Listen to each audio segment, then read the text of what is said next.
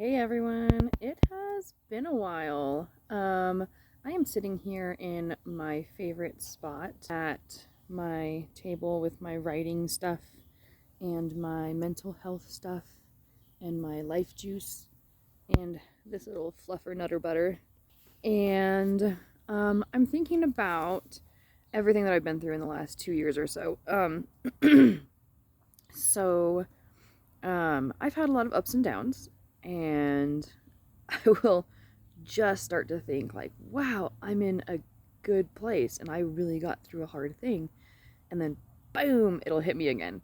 So I hesitate now anytime I feel good to say, I'm through it. The skies have cleared. I'm kind of seeing this process as sort of like a set of storms where just because one is over doesn't mean another one's not coming.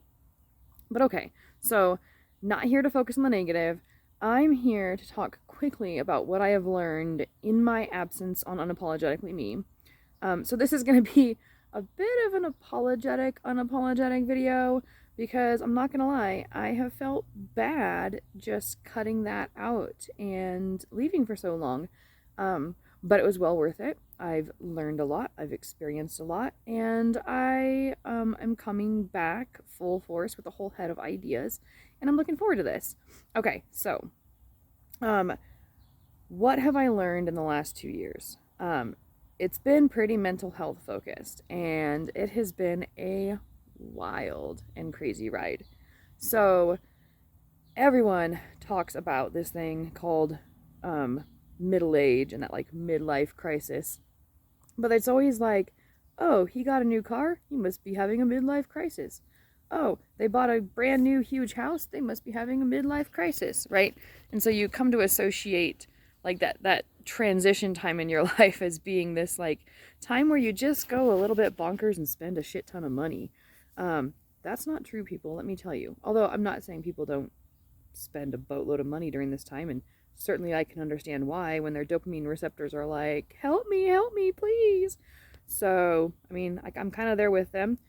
Um, no, I think what they don't tell you is that women in their late 30s to early 40s go through something well before menopause. We're talking like a decade before menopause, called perimenopause. They don't teach you that in school. Even when you hear about menopause, you hear about women getting a little bit like emotional or snarky, whatever that means, and they get these hot flashes, which are uncomfortable. They stop having their periods, and then yay, life is glorious.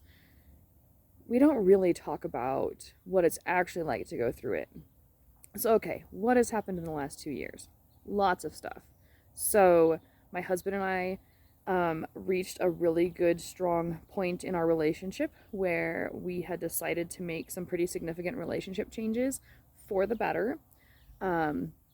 We did it more out of a sense of honoring each other and loving each other and wanting to allow ourselves to explore relationships more freely. And we weren't really prepared, although we thought we'd done the research, we weren't really prepared for what it's actually like. So there was a learning curve there, but lots and lots of other stuff happened at the same time.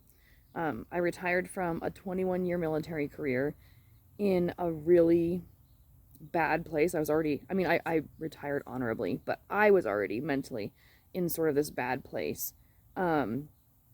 So even though I'd had this really great career and I left on really good terms, I felt like I was sort of ditching out and slipping out and just going out the back door. And even though I had the ceremony and people had their well wishes and everything was great, I didn't feel good about retiring. Come to find out later that there's actually mental health services for people leaving a long military career. It becomes such a part of your life and identity that you don't realize how important it is or how much it's become a part of who you are until you face not having it anymore. So to say, oh, I had a difficult time leaving would be an understatement, but it's also like so normal that they have veteran services for this. Not even kidding. I also had two boys because I have a biological son and two stepsons that are older. So the oldest two, my son and my stepson, graduated the same year. And so I had two out of our five kids graduate and move on. And I mean, they're still around. One of them still lives with us. The other one still lives with his mom because housing sucks.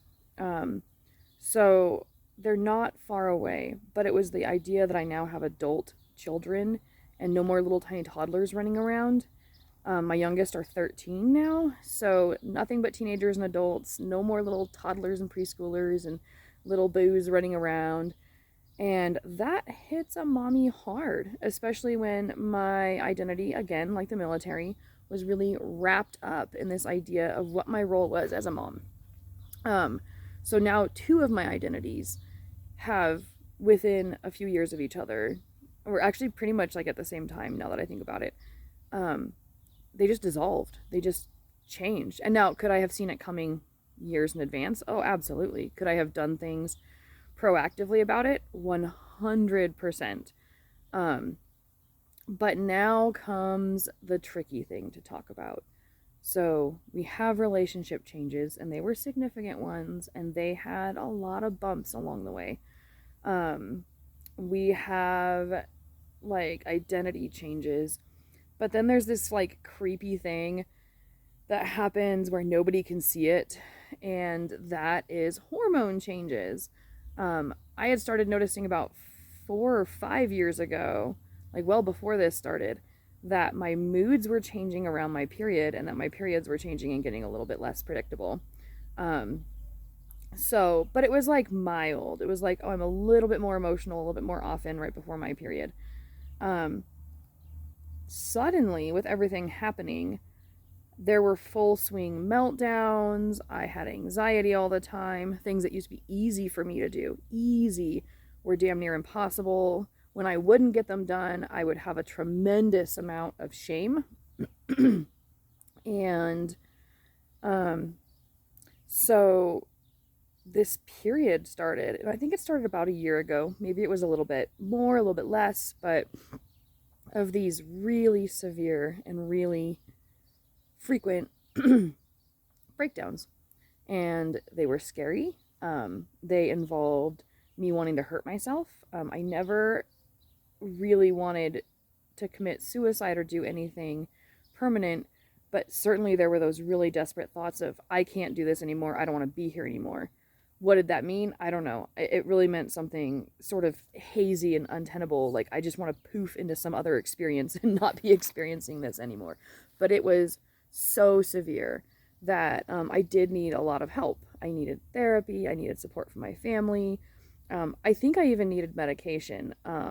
I got on some herbal stuff and did some natural stuff.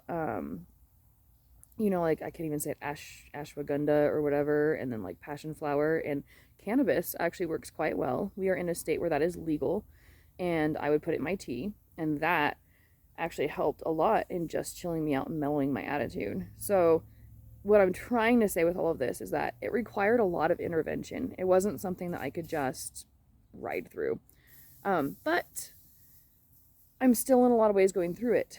I have a lot more better days than bad days now. But I am very, very sensitive to things.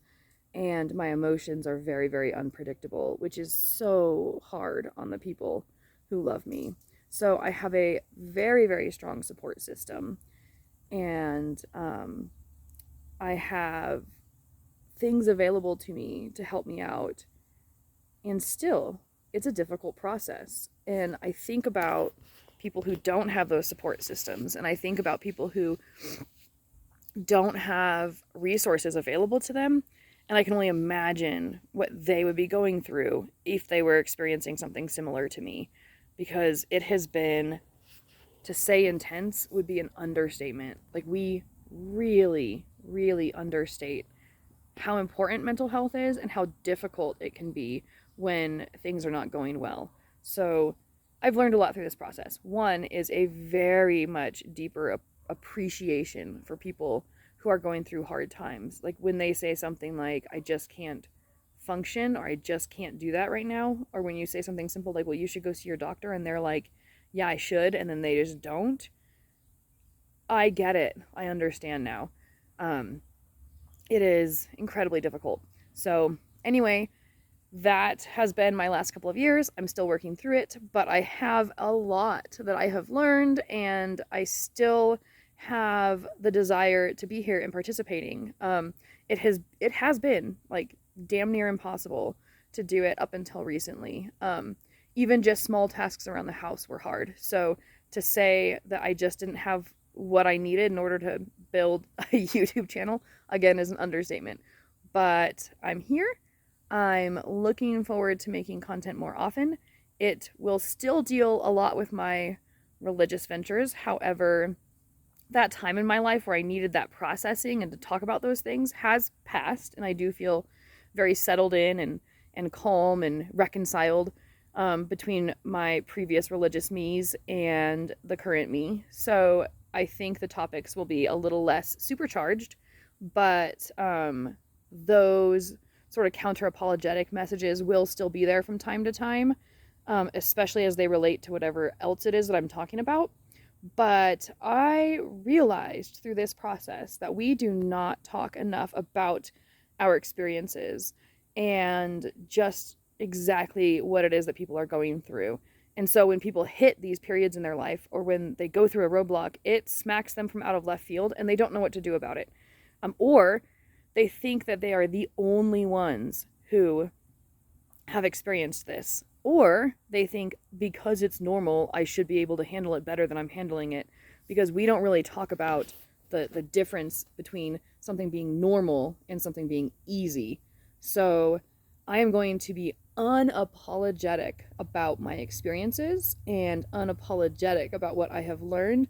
But I'm going to get out there and talk about these experiences because I think that that is something that we all need to be able to talk about more, so that we all understand better what it actually means to be human versus these really vague concepts that we get when we hear things like midlife crisis. Oh, they bought a car or a motorcycle, or a woman goes through menopause in her 50s and boom, that's it. And there's like no more to it. Our hormones are a mess. So we need to be having these conversations. Thank you guys for watching this video again. I really hope to get back in there and have more interactions. And I really look forward to your comments in the comment section about maybe what your experiences have been, or about your thoughts on my experiences. Heck, let's do this. Let's have this conversation. If you are seeing this video for the first time and you don't know who I am, go ahead and hit that subscribe button. Because I have a lot that I want to share, and I would love to share it with you. So thank you guys for spending some time with me this morning, and I will see you later.